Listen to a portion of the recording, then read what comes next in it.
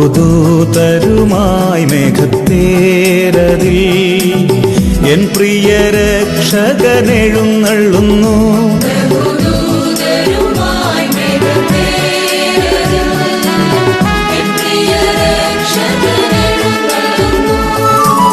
സർവമിഴികളും ദർശിച്ചിടുമാ പ്രത്യക്ഷത N യേശു വരുമ്പോൾ.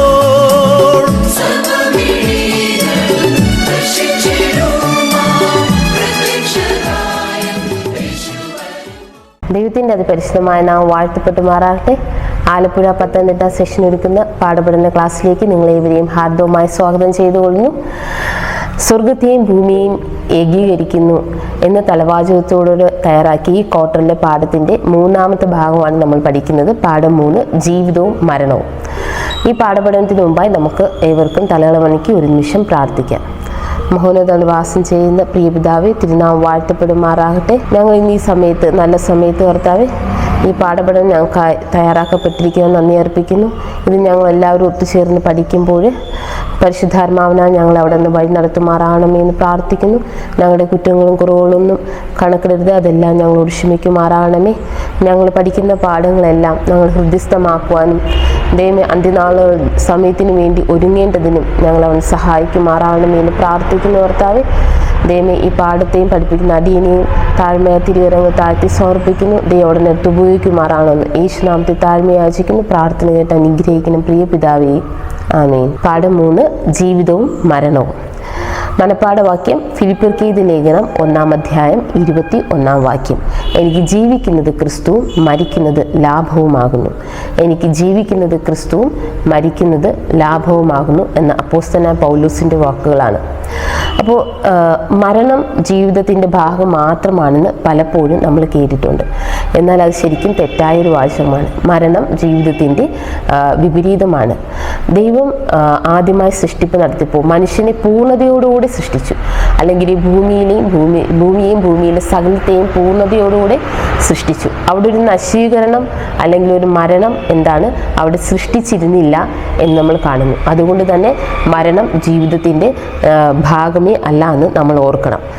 നമ്മൾ പലപ്പോഴെങ്കിലും ചില വ്യക്തികൾ ഒത്തിരി സ്നേഹിക്കുന്നവർക്ക് വേണ്ടി മരിക്കുന്നത് നമ്മൾ കേട്ടിട്ടുണ്ട്. ഒത്തിരി സ്നേഹിക്കുന്നവരോടൊപ്പം മരിക്കുന്നതും നമ്മൾ കേട്ടിട്ടുണ്ട്, അല്ലേ? അപ്പോൾ നമ്മൾ ചിന്തിക്കുക എന്തുകൊണ്ട് അവരെങ്ങനെ ചെയ്തു എന്ന്.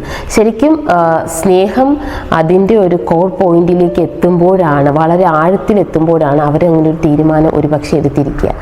ഇവിടെ പൗലോസ് അപ്പോസ്തലൻ പറയുന്നത് എനിക്ക് ജീവിക്കുന്നത് ക്രിസ്തു, മരിക്കുന്നത് ലാഭവുമെന്നാണ്. അപ്പോൾ ശരിക്കും പൗലോസ് അപ്പോസ്തലൻ ക്രിസ്തുവുമായി അത്ര ആഴത്തിലേറെ സ്നേഹത്തിലെത്തിയപ്പോഴാണ് ഇങ്ങനെയൊരു വാചകം പൗലോസ് അപ്പോസ്തലൻ പറഞ്ഞതായിട്ട് നമുക്ക് മനസ്സിലാവുന്നു. ശരിക്കും മരണത്തിൻ്റെ അധികാരിയായ പിശാചിനെ തൻ്റെ മരണത്താൽ നീക്കി ജീവപര്യന്തം മരണഭീതിയിൽ അടിമകളായി കഴിഞ്ഞിരുന്ന മനുഷ്യവർഗത്തെ മുഴുവൻ എന്ത് ചെയ്തു? കർത്താവായ യേശു ക്രിസ്തു ആ മരണഭീതിയിൽ നിന്ന്, നിത്യമരണത്തിൽ നിന്ന് രക്ഷിച്ചതായിട്ട് നമുക്ക് മനസ്സിലാവുന്നുണ്ട്, അല്ലേ?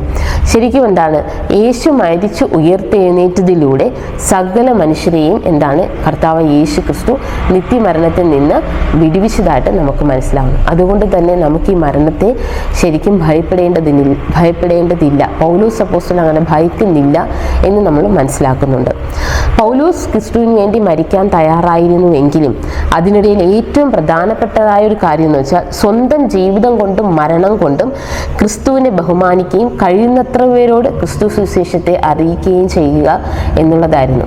നമ്മളെല്ലാവരും പൗലോസ് അപ്പോസ്തലനാകേണ്ട കാലം അതിക്രമിച്ചിരിക്കുന്നുവെന്ന് ഇന്നത്തെ പാഠം നമ്മൾ പഠിക്കുമ്പോൾ നമുക്ക് മനസ്സിലാവുന്നതാണ്. നമുക്ക് ഞായറാഴ്ചത്തെ ഭാഗത്തിലേക്ക് കടന്നു പോകാം. ഞായറാഴ്ചത്തെ ഭാഗത്തിൻ്റെ തലവാചകം ക്രിസ്തു മഹത്വപ്പെടും. ക്രിസ്തു മഹത്വപ്പെടും. ഫിലിപ്പിയർക്ക് എഴുതിയ ലേഖനം 1-ാം അധ്യായം 19-ഉം 20-ഉം വാക്യങ്ങളിലേക്ക് പോകാം.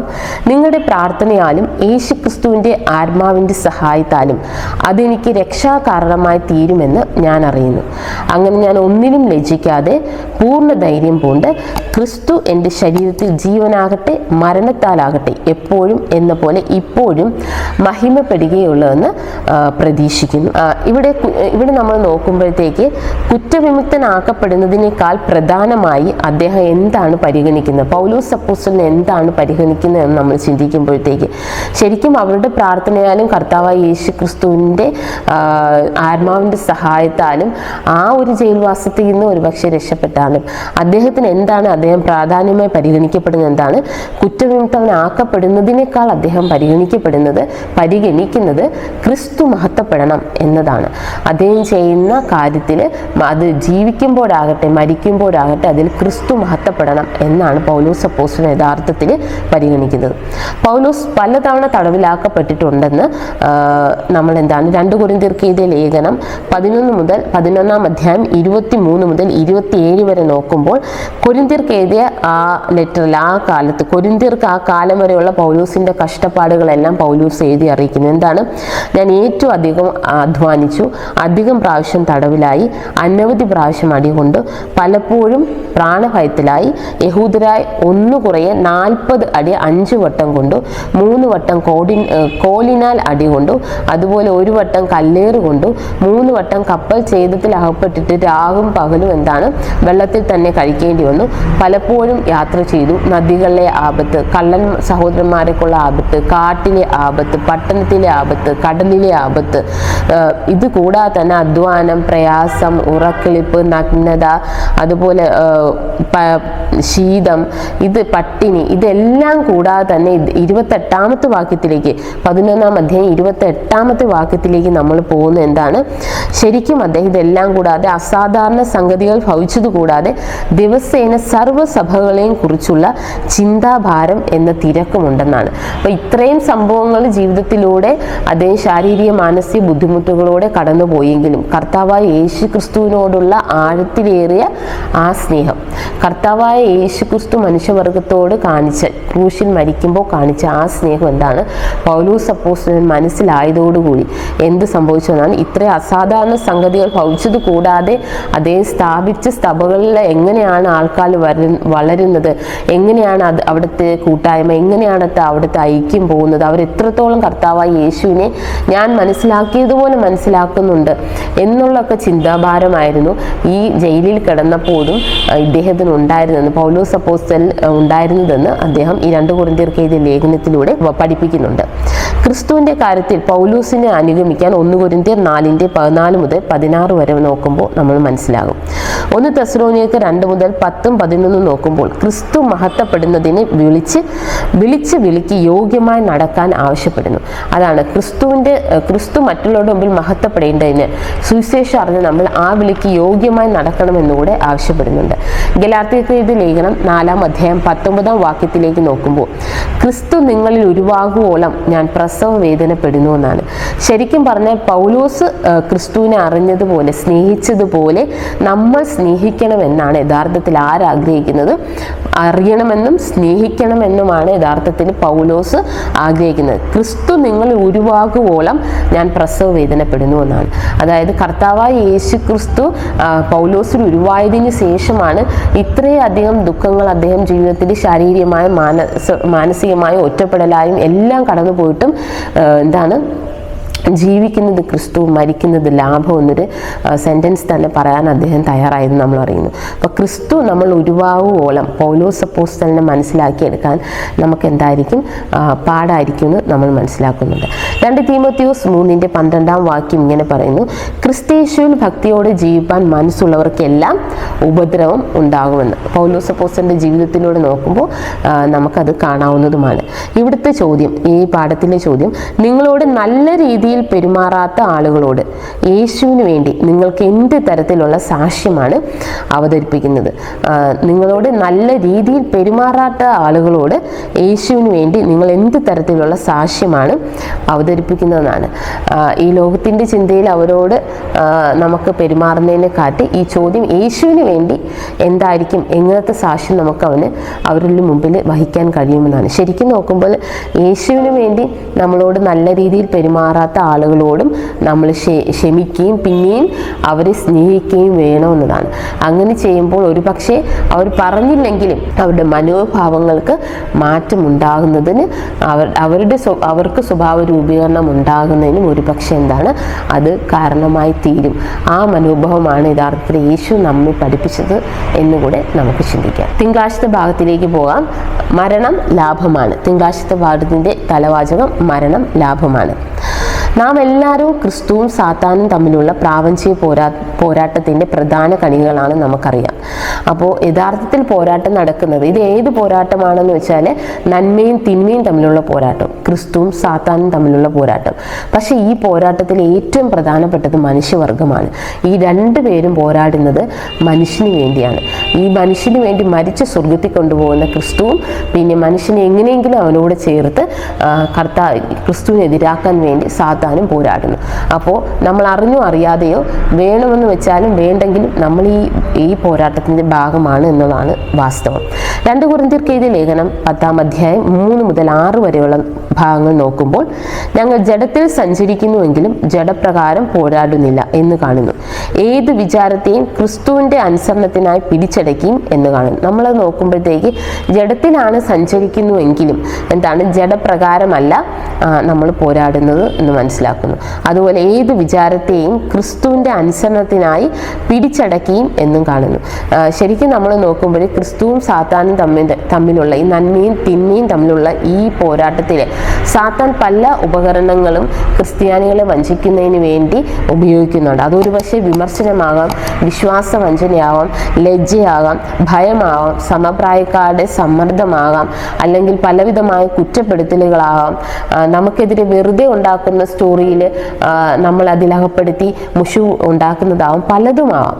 പക്ഷേ ഇന്നിപ്പോൾ ഈ ക്രിസ്ത്യാനികളൊന്നും ഉപയോഗിക്കാൻ പാടില്ലാത്ത കാര്യങ്ങളെല്ലാം സാത്താൻ എന്ത് ചെയ്യുന്നു? ഒരു മനുഷ്യനെ തകർക്കാനായിട്ട്, ക്രിസ്തുവിൽ നിന്ന് ഒരു മനുഷ്യനെ പിന്തിരിപ്പിക്കാനായിട്ട് ഉപയോഗിക്കുന്നതായിട്ട് നമ്മൾ കാണുന്നു. അപ്പോൾ ഇതിനെതിരെ എങ്ങനെയാണ് നമ്മൾ പോരാടേണ്ടത് എന്നുകൂടെ നമ്മൾ ചോദിക്കുന്നു. ഇതിനെതിരെ നമുക്കുള്ള ആയുധങ്ങൾ എന്താണ് എന്ന് നമ്മൾ ചോദിക്കുമ്പോഴത്തേക്ക് ഗലാത്യർക്ക് എഴുതിയ ലേഖനം 5-ാം അധ്യായം 22-ാം വാക്യത്തിൽ നമ്മൾ കാണുന്നത് പോലെ സ്നേഹം, സന്തോഷം, സമാധാനം, ദീർഘക്ഷമ, ദയ, പരോപകാരം, ഇന്ദ്രിയജയം, വിശ്വസ്തത, സൗമ്യത തുടങ്ങിയ ആത്മാവിൻ്റെ ഫലങ്ങളോടുകൂടി തന്നെ ഈ സാത്താൻ കൊണ്ടുവരുന്ന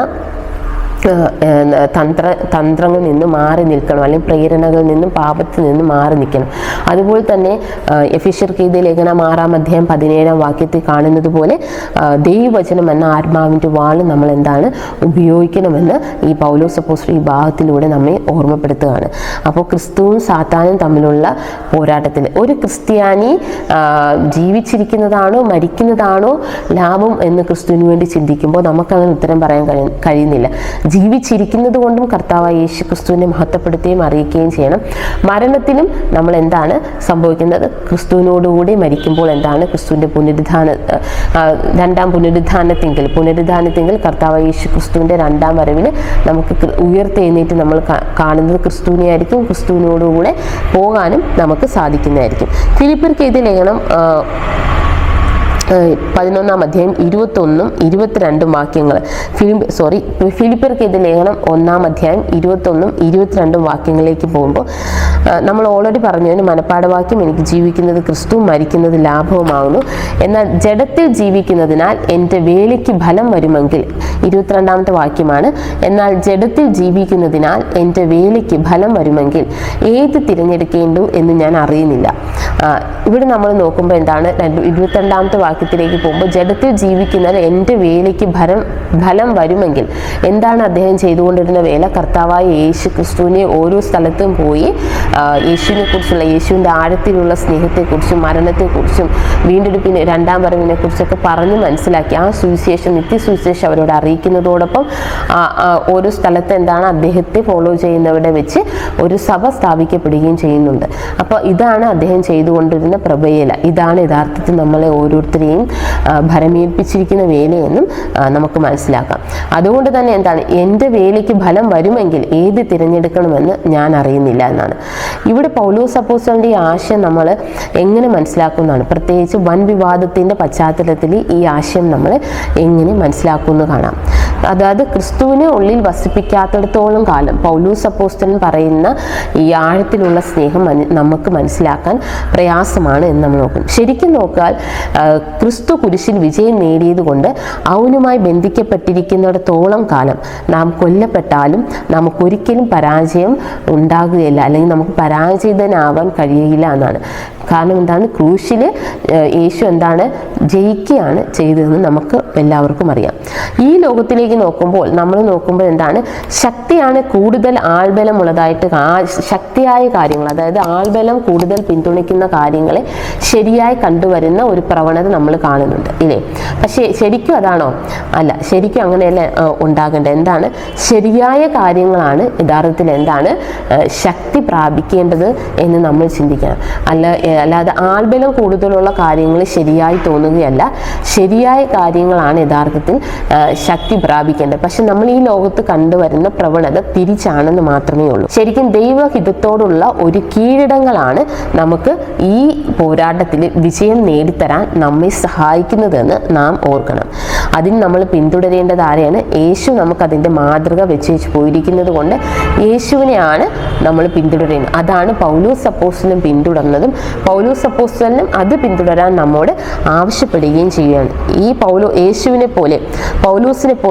യേശുവിനെ പൗലോസിനെ പോലെ പിന്തുടരാൻ ദൈവം നമ്മെ ഏവരെയും സഹായിക്കുമാറാകട്ടെ. നമുക്ക് ചൊവ്വാഴ്ചത്തെ ഭാഗത്തിലേക്ക് കടന്നു പോകാം. ചൊവ്വാഴ്ചത്തെ ഭാഗത്തിൻ്റെ തലവാചകം ആത്മവിശ്വാസമുള്ളവരായിരിക്കുക. ഫിലിപ്പിയർക്കെഴുതിയ ലേഖനം 1-ാം അധ്യായം 23 24 വാക്യങ്ങൾ. വിട്ടുപിരിഞ്ഞ് ക്രിസ്തുവിനോട് കൂടി ഇരിക്കാൻ എനിക്ക് കാംക്ഷയുണ്ട്, അത് അത്യുത്തമമല്ലോ. എന്നാൽ ഞാൻ ജഡത്തിലിരിക്കുന്നത് നിങ്ങൾ നിമിത്തം ഏറെ ആവശ്യം. വിട്ടുപിരിഞ്ഞ് ക്രിസ്തുവിനോട് കൂടി ഇരിക്കാൻ എനിക്ക് കാംക്ഷയുണ്ട്, എന്നാൽ അത് അത്യുത്തമമല്ലോ. എന്നാൽ ഞാൻ ജഡത്തിലിരിക്കുന്നത് നിങ്ങൾ നിമിത്തം ഏറെ ആവശ്യം. ഇവിടെ വിട്ടുപിരിഞ്ഞ് ക്രിസ്തുവിനോട് കൂടെ ആയിരിക്കുക എന്നത് കഷ്ടപ്പാടിലും മരണത്തിലും അവനോട് കൂടെ ആയിരിക്കുക എന്നാണ്. കഷ്ടപ്പാടിലും മരണത്തിലും ആരോടുകൂടെ ആയിരിക്കുക? ക്രിസ്തുവിനോട് കൂടെ ആയിരിക്കുക എന്നാണ്. അപ്പോൾ ക്രിസ്തുവിന് വേണ്ടി കഷ്ടപ്പാട് സഹിച്ച ഒരു വ്യക്തിയും മരണം സഹിച്ച ഒരു വ്യക്തിയാണ് പൗലോസ് അപ്പോസ്തലൻ എന്ന് നമുക്ക് തീർച്ചയായിട്ടും അറിയാം.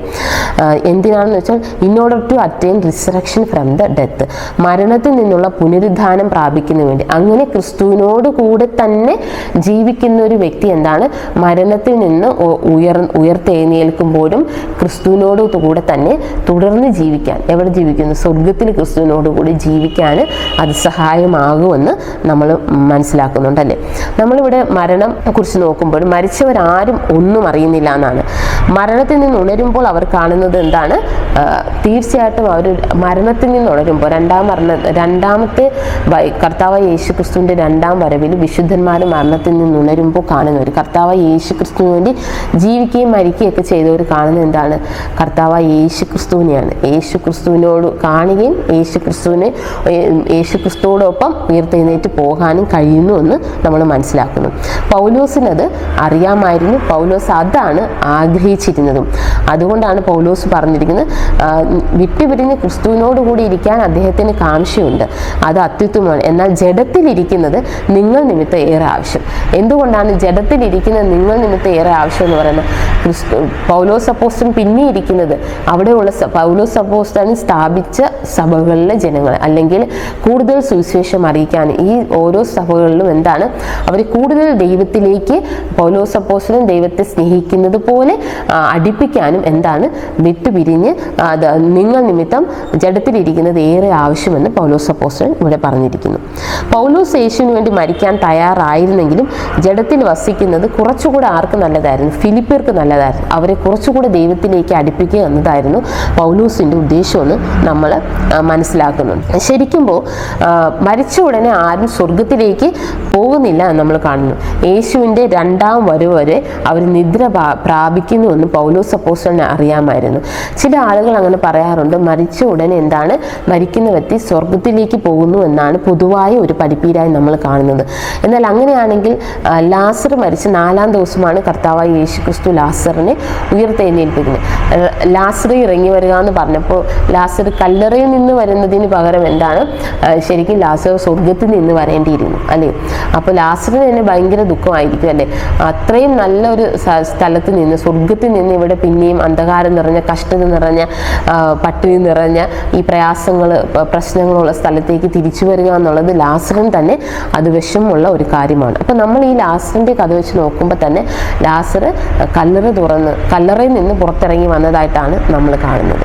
മരിച്ചവരാരും തന്നെ, അത് കർത്താവായ യേശു ക്രിസ്തുവിന് വേണ്ടി ജീവിച്ചു മരിച്ചവരായിരുന്നാൽ കൂടെ അവരെന്താണ്, അവർ കല്ലറയിൽ നിദ്ര പ്രാപിക്കുന്നു എന്നാണ് കർത്താവായ യേശു ക്രിസ്തുവിൻ്റെ രണ്ടാം വരവ് വരെ എന്ന് നമ്മൾ മനസ്സിലാക്കുന്നുണ്ട്. അതുപോലെ പൗലോസ് അതുകൊണ്ട് മരിക്കാതിരുന്നതിനാൽ, അതായത് പൗലോസ് ജീവിച്ചിരിക്കുന്നത് ക്രിസ്തുവിലേക്ക്, ഫിലിപ്പരെ കൂടുതലായി ക്രിസ്തുവിലേക്ക് അടുപ്പിക്കാൻ സഹായിക്കുന്നുവെന്നും പൗലോസ് ചിന്തിക്കുന്നുണ്ട്. പൗലോസിൻ്റെ ചിന്തയോട് പോലെ തന്നെ ജീവനോടിരിക്കുന്ന നാമും ക്രിസ്തുവിൻ്റെ സാക്ഷികളായി തീരുവാൻ, ക്രിസ്തുവിന് വേണ്ടി ജീവിക്കാൻ എന്താണ്, ക്രിസ്തു നമ്മെ ഏവരെയും സഹായിക്കുമാറാകട്ടെ. ബുധനാഴ്ചത്തെ ഭാഗത്തിലേക്ക് പോകാം. ബുധനാഴ്ചത്തെ ഭാഗത്തിൻ്റെ തലവാചകം ഐക്യത്തിൽ ഉറച്ചു നിൽക്കുവിൻ, ഐക്യത്തിൽ ഉറച്ചു നിൽക്കുവിൻ. തൻ്റെ ശിഷ്യന്മാർക്ക് വേണ്ടിയുള്ള അവസാന പ്രാർത്ഥനയിൽ കൂടെയും ഐക്യത്തിന് കർത്താവ് യേശു ക്രിസ്തു ഊന്നൽ നൽകിയതായിട്ട് കാണുന്നുണ്ട്. ക്രൂശ് മരണത്തിലൂടെ യേശു സാധ്യമാക്കി തന്ന യഥാർത്ഥത്തിൽ മനുഷ്യവർഗത്തിന് പിതാവുമായുള്ള ഒരു റീയൂണിയനാണ്, ഒരു ഒത്തുചേരലാണ്, അല്ലെങ്കിൽ അതൊരു ഐക്യമാണെന്ന് ഓർക്കണം. ഇവിടെ യോഹന്നാൻ 17-ാം അധ്യായം 24-ാം വാക്യത്തിൽ നോക്കുമ്പോൾ, പിതാവേ, നീ ലോകസ്ഥാപനത്തിന് മുമ്പേ എന്നെ സ്നേഹിച്ചിരിക്കുക കൊണ്ട് എനിക്ക് നൽകിയ മഹത്വം നീ എനിക്ക് തന്നിട്ടുള്ളവർ കാണേണ്ടതിന് ഞാൻ ഇരിക്കുന്നിടത്ത് അവരും എന്നോടുകൂടെ ഇരിക്കണമെന്ന് ഞാൻ ഇച്ഛിക്കുന്നു. ഞാൻ ഇരിക്കുന്നിടത്ത് അവരും എന്നോടുകൂടെ ഇരിക്കണമെന്ന് ഞാൻ ഇച്ഛിക്കുന്നു. യേശുവും പിതാവും എങ്ങനെ ഒന്നായിരിക്കുന്നു അതുപോലെ ബൈബിൾ തന്നെ നിങ്ങളുടെ പിതാവും എൻ്റെ പിതാവുമായെന്നാണ്. അപ്പോൾ യേശുവിൻ്റെ പിതാവാണ് നമ്മുടെയും പിതാവ്.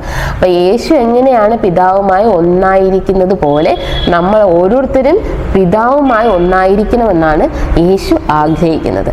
ഇൻഫാക്റ്റ് അത് തന്നെയാണ് പിതാവ് നമ്മളിൽ നിന്ന് ആഗ്രഹിക്കുന്നതെന്ന് നമുക്ക് മനസ്സിലാക്കാം. ഇവിടെ ഫിലിപ്പിയർക്ക് എഴുതിയ ലേഖനം 1-ാം അധ്യായം 27-ാം വാക്യത്തിലേക്ക് നോക്കുമ്പോൾ ഒരുമയോടിരുന്ന് ക്രിസ്തു സുവിശേഷത്തിന് യോഗ്യമാവണ്ണം നടക്കുക എന്ന് കാണുന്നു. എങ്ങനെയാണ് ഒരുമയോടിരിക്കുക എന്ന വാക്യമാണ്. ഒരുമയോടെയാണ് നമ്മൾ ഇരിക്കേണ്ടത്. ഒരുമയോടിരുന്ന് ഐക്യത്തോടെ ഇരുന്ന് ക്രിസ്തു സുവിശേഷത്തിന് യോഗ്യമാവണ്ണം നടക്കുക എന്നാണ്. അപ്പോൾ നമ്മൾ പ്രസംഗിച്ചില്ലെങ്കിലും നമ്മുടെ ഒരുമയും യോഗ്യതയുള്ള നടപ്പും ക്രിസ്തുവിന് എന്താണ്, മറ്റുള്ള മുമ്പിൽ സാക്ഷീകരിക്കുന്നു എന്നർത്ഥം. യോഹന്നാന്റെ സുവിശേഷം 17-ാം അധ്യായം 17 മുതൽ 19 വരെ നോക്കുമ്പോൾ, ഞാൻ ലൗകികനല്ലാത്തതുപോലെ അവരും ലൗകികന്മാരല്ല, സത്യത്താൽ അവർ വിശുദ്ധീകരിക്കണമേ, നിന്റെ വചനം സത്യമാകുന്നു.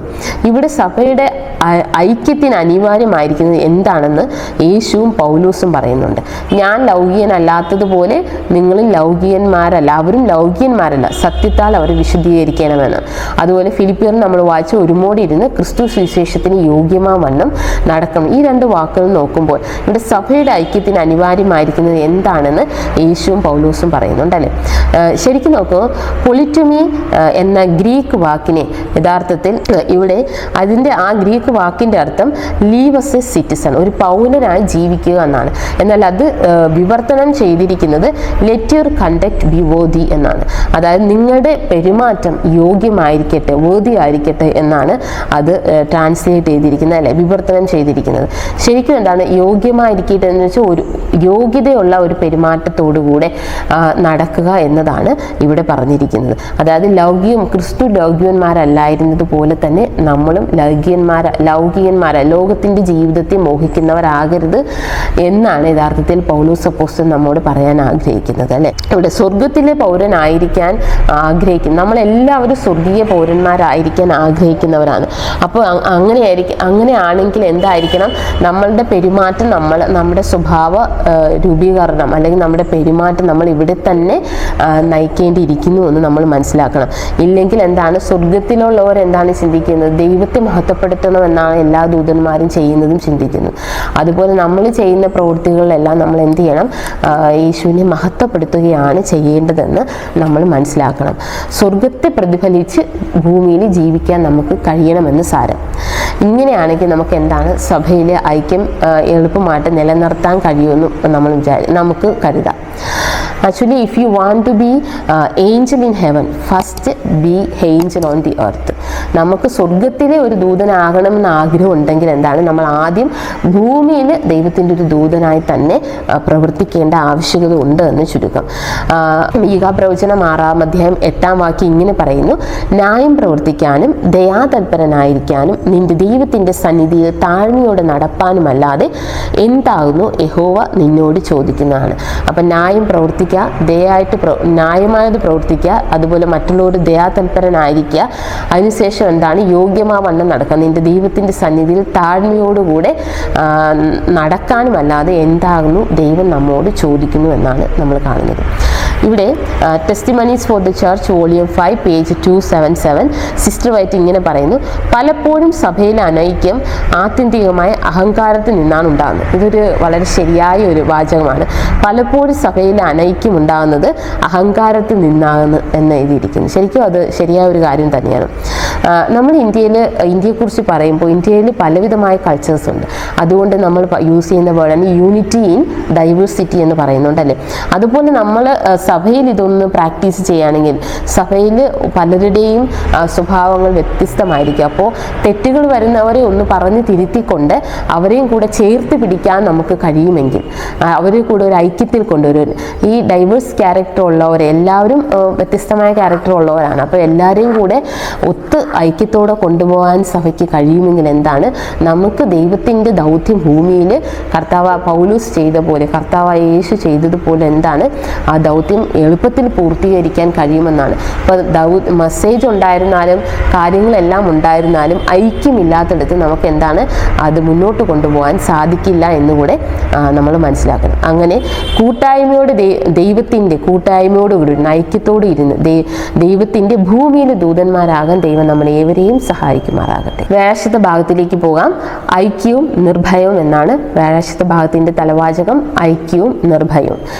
ഫിലിപ്പിയർക്ക് എഴുതിയ ലേഖനം 1-ാം അധ്യായം 27 മുതൽ 30 വരെ നമ്മൾ നോക്കുമ്പോൾ എതിരാളികളാൽ കുലുങ്ങിപ്പോകാതെ ഏക മനസ്സിലും ഏക ആത്മാവിലും വിശ്വാസത്തിന് പോരാടാനും യോഗ്യമാൻ വണ്ണം നടക്കാനും അവിടെ ആവശ്യപ്പെടുന്നുണ്ട്.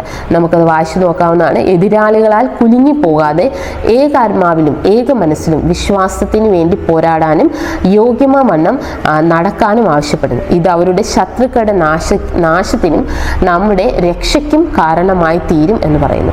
എപ്പോഴും സാത്താൻ ഉപയോഗിക്കുന്ന ഒരു സ്ട്രാറ്റജി എന്ന് പറയുന്നത് ഡിവൈഡ് ആൻഡ് കോങ്കർ ആണ്. എന്തുകൊണ്ടെന്ന് വെച്ചാൽ വിഭജിക്കുമ്പോഴാണ് സാത്താന് വിജയം നേടാൻ കഴിയുന്നത്. അതൊരു കുടുംബത്തിലാണെങ്കിൽ കൂടെ എന്താണ്, ഒരു രാഷ്ട്രത്തിലാണെങ്കിൽ കൂടെ ഒരു ആഭ്യന്തര കലഹം വന്ന് രാഷ്ട്രത്തിനുള്ള ഒരു സമയത്ത് വേറൊരു രാജ്യത്തിന് നമ്മുടെ രാഷ്ട്രത്തെ അറ്റാക്ക് ചെയ്യാനായിട്ട് അവർക്ക് ജയിക്കാനായിട്ടും കീഴ്പ്പെടുത്താനായിട്ടുമുള്ള കാര്യങ്ങൾ ഈസി ആയി തീരുമെന്നാണ്. അതുപോലെ തന്നെ ഒരു സഭയെടുത്താലും ഇത് തന്നെയാണ് നടക്കുന്നത്. സഭയിലുള്ള ആൾക്കാരെല്ലാം വിഭജിച്ച് നിൽക്കുന്ന സമയത്ത് സാത്താൻ എന്ത് ചെയ്യുന്നു, സഭയെ നശീകരണത്തിൻ്റെ പാതയിലേക്ക് കൊണ്ടുപോകാനായിട്ട് തയ്യാറെടുക്കുന്നു എന്ന് നമ്മൾ കാണുന്നുണ്ട് അല്ലേ. അപ്പോൾ സഭ വിഭജിച്ചാൽ യഥാർത്ഥത്തിൽ ആര് ജയിച്ചു? സാത്താൻ എന്ന ശത്രു ജയിച്ചു എന്ന അർത്ഥം. മർക്കോസിൻ്റെ സുവിശേഷം 3-ാം അധ്യായം 25 ഇങ്ങനെ പറയുന്നു: ഒരു വീട് തന്നെ ഛിദ്രിച്ചാൽ ആ വീടിന് നിലനിൽക്കാൻ കഴിയില്ല. വീടെന്ന് വെച്ചാൽ കുടുംബത്തിലുള്ള അംഗങ്ങൾ അല്ലേ. ആ കുടുംബത്തിലുള്ള അംഗങ്ങളെല്ലാം എപ്പോഴും വഴക്ക് കൂടിന്ന് ഒന്നിന് യോജിക്കാതിരുന്നാൽ എന്താണ്, ആ കുടുംബം രണ്ടായി പിളർന്നു പോകും എന്നതിൽ യാതൊരു സംശയമില്ല. ശരിക്കും ഭൂവാസികളായ സകല ജാതിയോടും ഭാഷയോടും വംശത്തോടും ഗോത്രത്തോടും അവരോട് അറിയിക്കാനാണ് നമ്മളെ സുവിശേഷം ഏൽപ്പിച്ചിരിക്കുന്നത്. അപ്പോൾ നമ്മൾ ഇതിനു വേണ്ടി തിരഞ്ഞെടുക്കപ്പെട്ടിരിക്കുന്ന നമുക്ക് ഒരു സഭയെ ഐക്യത്തോടെ നിലനിർത്താൻ കഴിയുന്നില്ലെങ്കിൽ എന്താണ്, ഈ ദൂത് ഈ എല്ലാ ഭാഷയിലും ജാതികളോടും വംശത്തോടും അറിയിക്കുന്നതിന് എന്താണ് സാധിക്കാൻ കഴിയാതെ പോവുകയും അത് വളരെയധികം താമസിക്കപ്പെടുകയും ചെയ്യുമെന്ന് നമ്മൾ മനസ്സിലാക്കണം. ഈ ദൗത്യം തന്നെ എന്താണ് വളരെ ക്ലേശകരമായി തീരുമെന്നതാണ്. സകലരിലും എത്തിക്കാനുള്ള നമ്മുടെ സന്ദേശം ദൗത്യത്തിൽ നിന്നോ ഐക്യത്തിൽ നിന്നോ വേർതിരിക്കാൻ കഴിയില്ല എന്നാണ്. അപ്പോൾ ഇത് ഐക്യവും വേണം, ഈ ദൗത്യം നിറവേറ്റാൻ തയ്യാറായിരിക്കണം.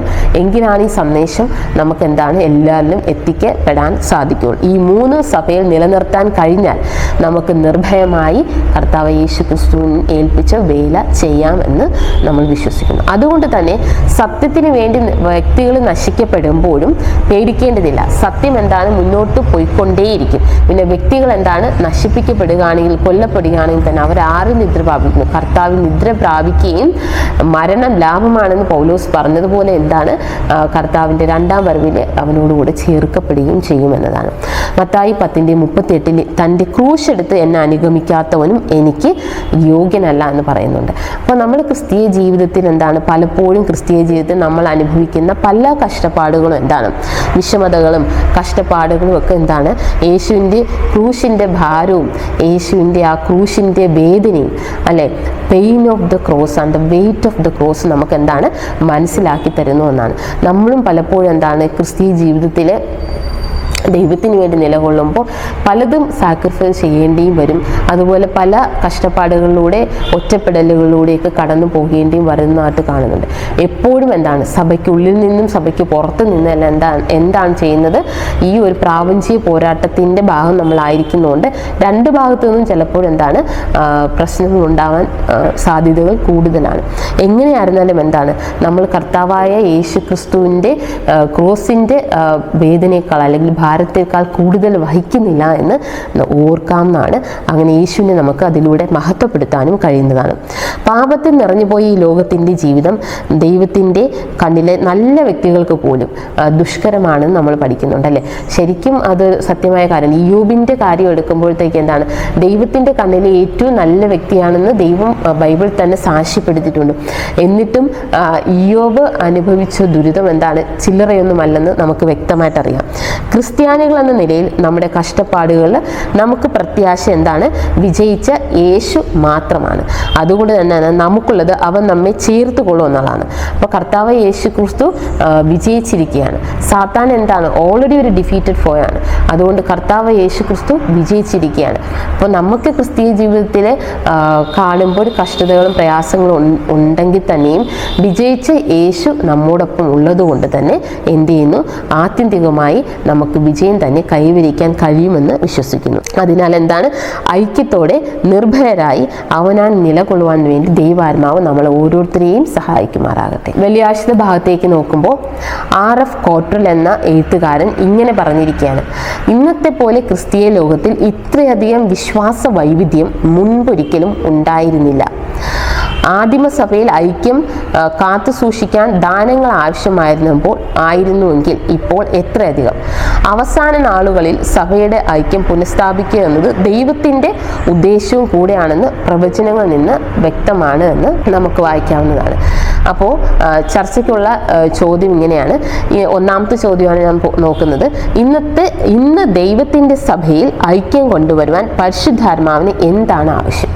നമുക്കിന്ന് കൽപ്പനകൾ അറിയാം, നമുക്കിന്ന് ദൂതെല്ലാം നന്നായിട്ടറിയാം, സന്ദേശവാഹകരുണ്ട്, ഓരോ സ്ഥലത്തും ചെറുതും വലുതുമായ കൂട്ടങ്ങളുണ്ട്.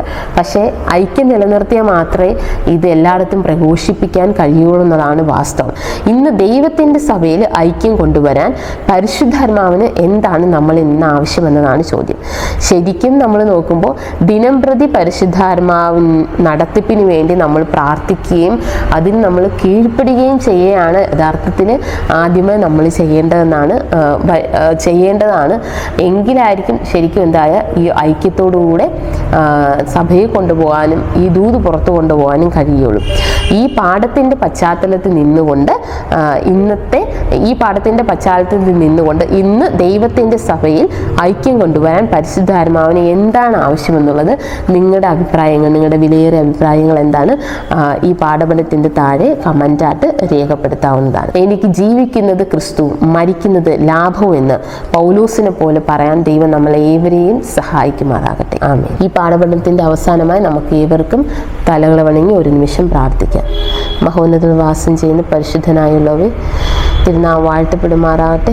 ദൈവമേ, ഞങ്ങൾ ഓരോ പാഠം പഠിക്കുന്നതിലൂടെ ക്രിസ്തുവിനെ കൂടുതൽ ഞങ്ങൾ അറിയാനും ക്രിസ്തുവിൻ്റെ സ്നേഹത്തെക്കുറിച്ചും ഞങ്ങളുടെ ദൗത്യത്തെക്കുറിച്ചും ഞങ്ങൾക്ക് മനസ്സിലാക്കി തരുന്നതിനാലും നന്ദി അർപ്പിക്കുന്നു കർത്താവേ.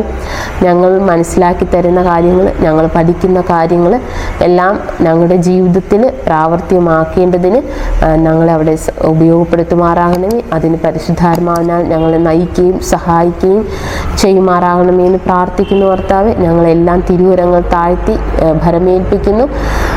ഞങ്ങളുടെ കുറ്റങ്ങളും കുറവുകളും ബലഹീനതകളും എല്ലാം നീക്കി വെച്ചുകൊണ്ട് ദൈവത്തിനു വേണ്ടി കർത്താവായ യേശു ക്രിസ്തുവിൻ്റെ രണ്ടാം വരവ് വരെ പോരാടേണ്ടതിന്, ഞങ്ങളുടെ അന്ത്യം വരെ പോരാടേണ്ടതിന് ഞങ്ങൾ ഓരോരുത്തരെയും യോഗ്യരാക്കി തീർക്കുമാറാകണമെന്ന് യേശു ക്രിസ്തുവിൻ്റെ നാമത്തെ താഴ്മയെ യാചിക്കുന്നു. പ്രാർത്ഥന കേട്ട് അനുഗ്രഹിക്കണം പ്രിയ പിതാവേ.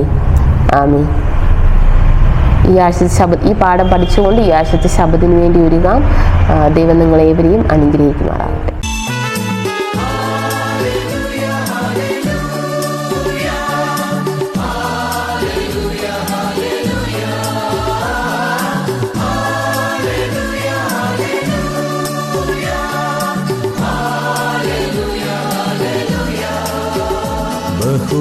ബഹുദൂതരുമായി മേഘത്തേരതിൽ എൻ പ്രിയ രക്ഷകനെഴുന്നള്ളുന്നു.